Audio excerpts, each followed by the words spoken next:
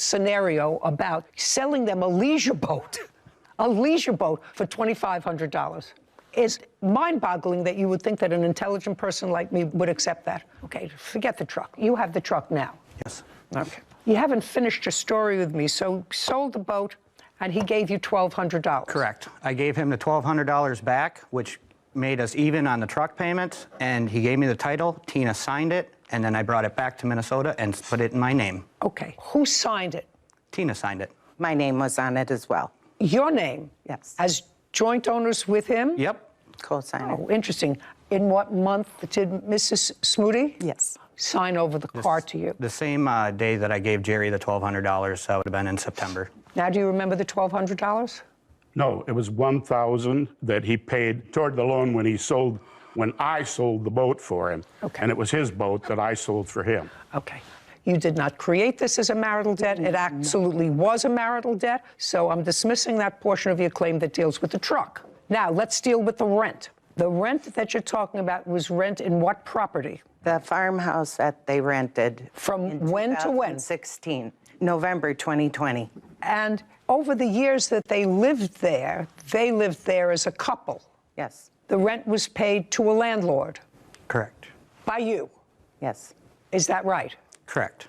And they, your daughter and her husband, would give you cash, checks, or whatever Cash, to usually. cover the rent. Yep. Yes. And how much did they give you to cover the rent? When we started out, rent was $800, and later on he raised it to $900. We never made it a set amount each week. They gave us what they could. And we've done this before in the past, and they've always paid us back. Well, then you should have sued them and listed all of this as a marital debt in the process of their divorce. So it could all have been... We're handling it could all have Jacqueline been, in another way. You what?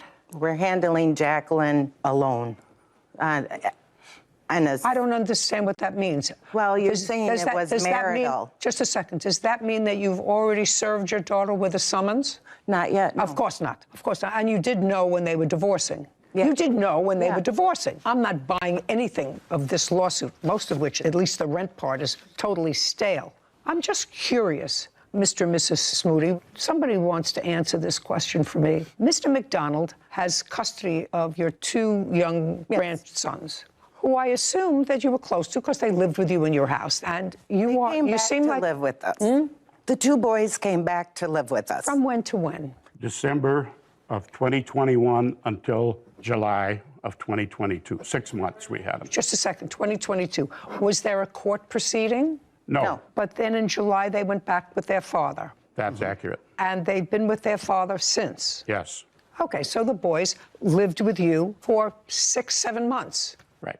Was that an acrimonious transfer? Was that an acrimonious transfer? Or was it something that you both... What happened there was he called my husband to see if No, don't tell me what he said to your husband. Okay, I will tell you him. then.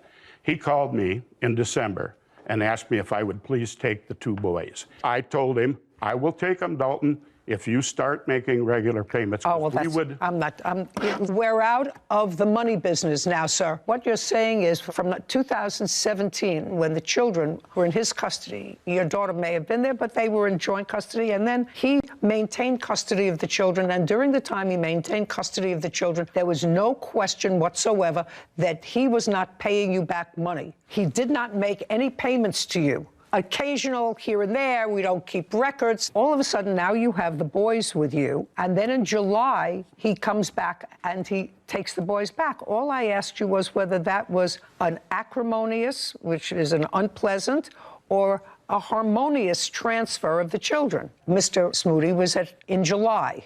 In July, it was acrimonious because at that point, he'd gotten a restraining order against me. Against you? Against me while we had the children, because I sent him a letter saying that I wanted payment, and he went and got a restraining order against me because they took that as a threat. I'd like to see the letter, please, Kevin.